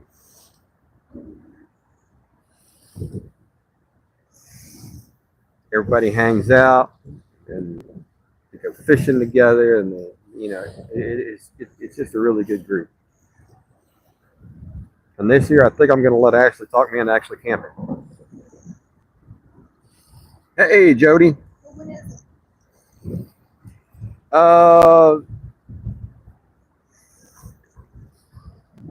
Last weekend ish in May. I don't think it's the same time as Shirley's party though. Hey, Jody, welcome in. Like Memorial Day weekend? I'm not sure. I'll have to check. You might be doing something else though. Yeah. You can change the day to that. Oh, you're talking about the 525 wedding thing. Yeah. I mean, we could always get married at the gathering. Hey, Jody, I was just talking about you and the fact that I can't catch fish without you. So I think that's going to get Ashley to the gathering this year just so you can take her fishing and put her on some fish, show her how it's done. Since I can't find them.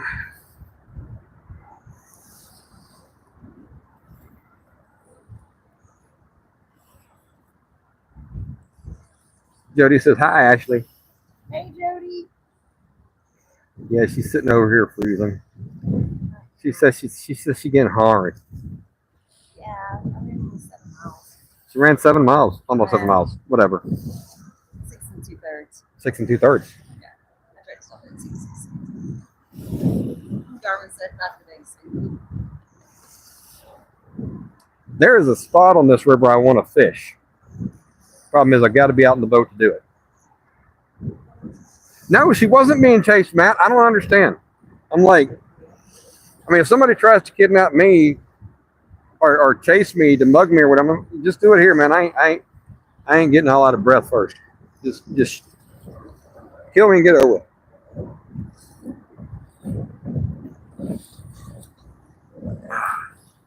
I think I'm gonna start reeling stuff in, folks, because I got to keep Ashley happy. Oh, it was funny last night. So we went to the normal place where we go to dance, and there was a new band playing, and I've seen the lead singer before when he was in another band, and he's quite talented. He plays guitar, sings, but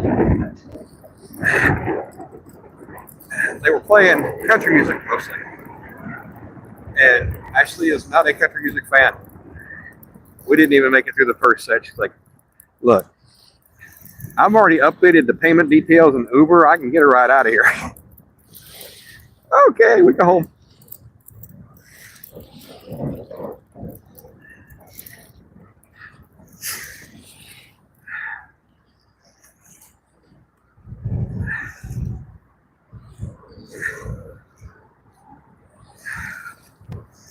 Just for some top sinker.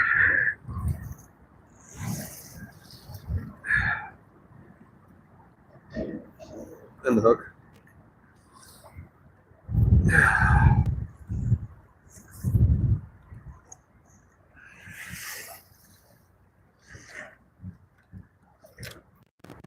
I got some other fib link rods. They were recommended for saltwater rods, for surf rods, for being, reasonably priced. And I'm kind of happy with these. Like I say, they were $50. It's an 8.5 footer, and will handle up to 10 ounces of lead, or I should say bait, not just lead. Figure in the weight of the bait itself too, but and it's 2-piece, which was really the selling point for me. It's so funny that I avoided 2 pieces for so long, and now I'm like, oh, I want a 2-piece. In a boat, 1 pieces are great, but when you're breaking down stuff to put in a truck or car, 2 pieces were nice. And they look to me, I mean, I can't really tell much of a difference. There's not much of a color difference. A little more green, a little more yellow, and a little more yellow in the sibling, a little more green in the anvil. And then you got that multicolor EVA foam. It doesn't have any cuts in it or grooves or anything. It's just round foam. And the fib links I get off of Amazon.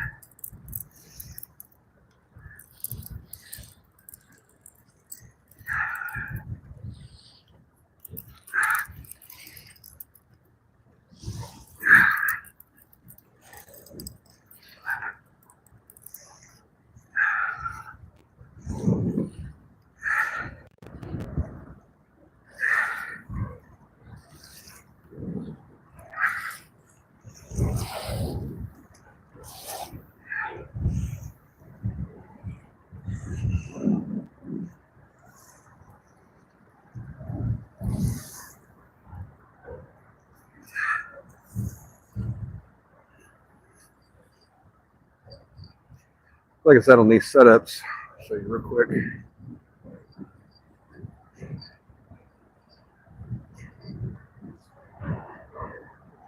I'm not using sinker slides. I'm just going off a 3-way swivel, 100-pound to my hook, and then 20 or 30 pound short little leader to the swivel. And the reason for that is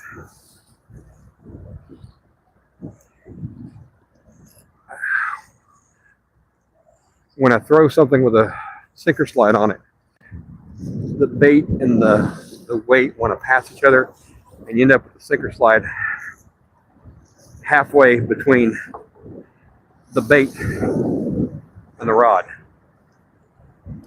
I feel like I lose a lot of distance that way. Although, as you can see, distance is not. I'm not looking at distance anyway.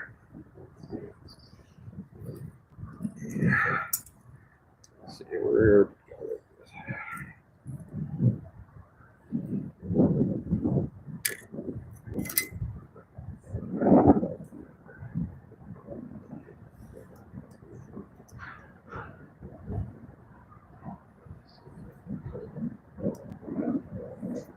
But the eyes on these fib links seem like the same as the eyes on pretty much anything else with stainless eyes. The good solid double-footed guides.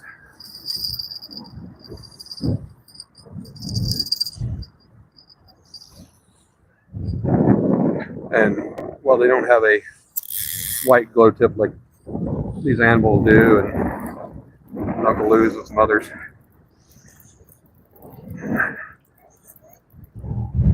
nope, not even a stick.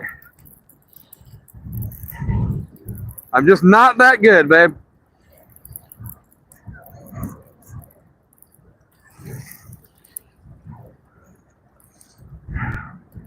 Well, that one's fishing on credit. Get our rinse back off again.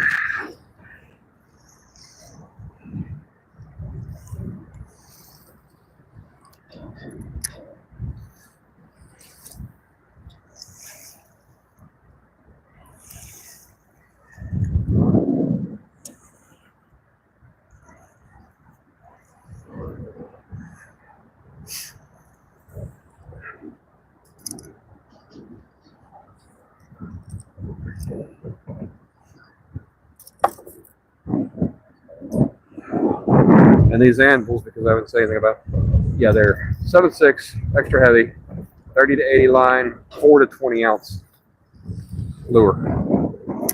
20 ounce. Wow.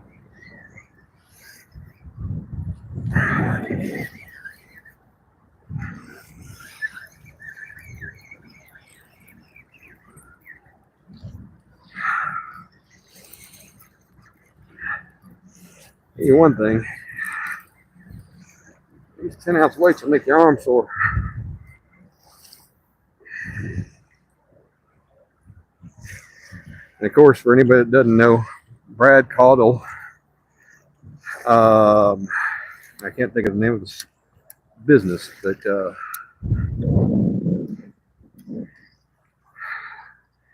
is where I get these big weights from.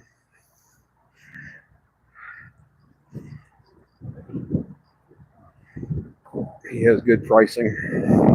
Of course, shipping is a little rough, but that when I buy from him, I buy the whatever will fit in that one type of package they have, fixed rate package.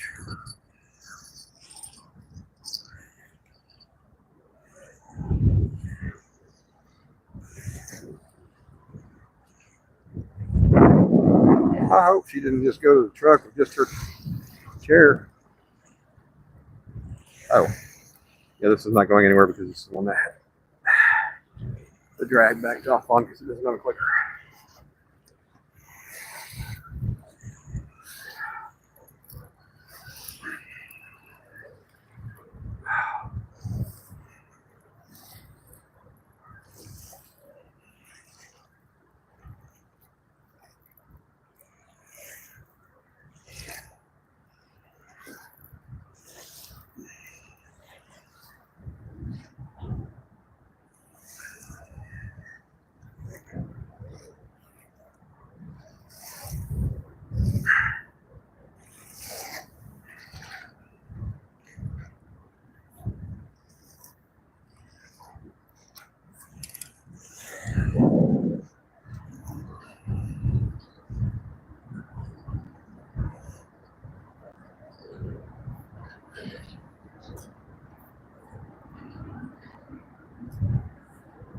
got himself all wrapped up.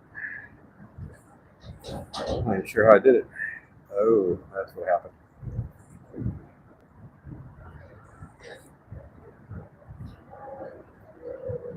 Managed to get the line stuck in the swivel itself. There we go.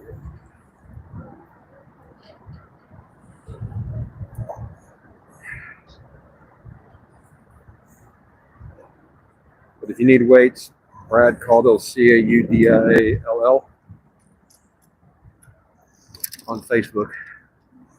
Good guy to get weights from.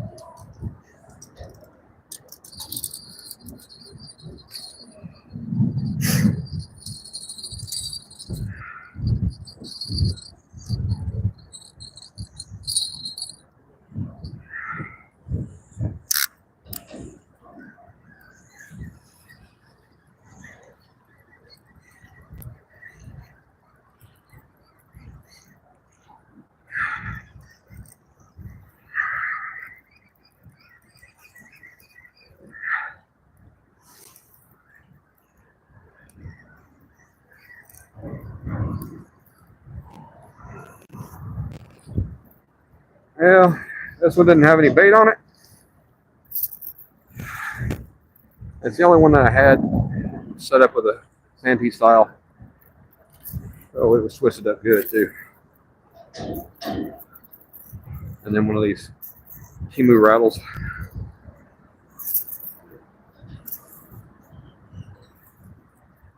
Oh, good, she came back.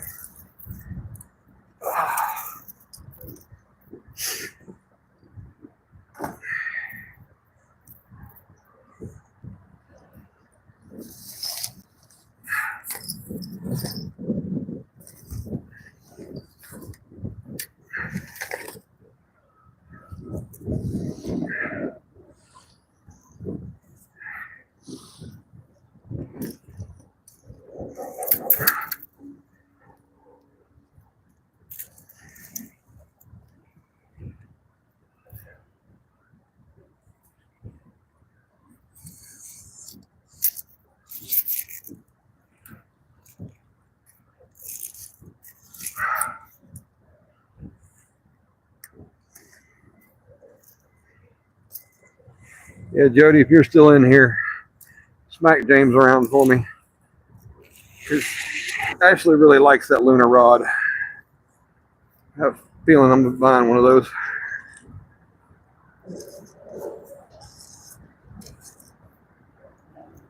I wonder if Grizzly Jig Company carries them. They go past there often enough.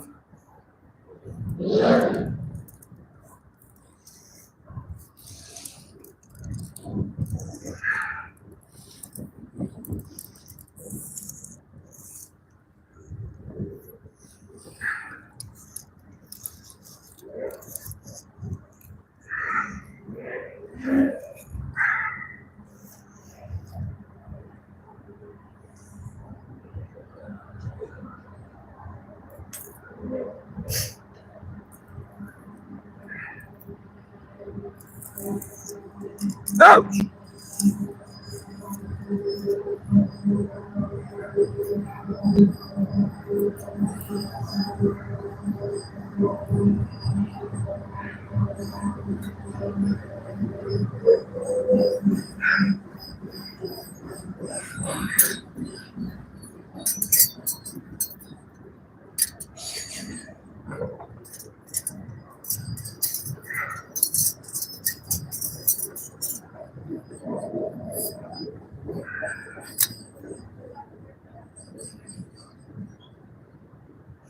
Um,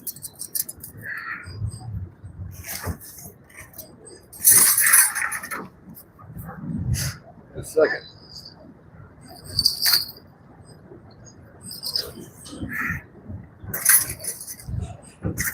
That's ready. Oops. And cooler's ready.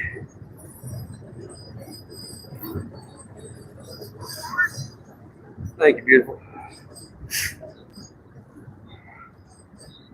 Well, folks, I'm going to wrap it up. Thank you so much for being here. Appreciate you watching. Appreciate the support. And until next time, I hope you all have a blessed day.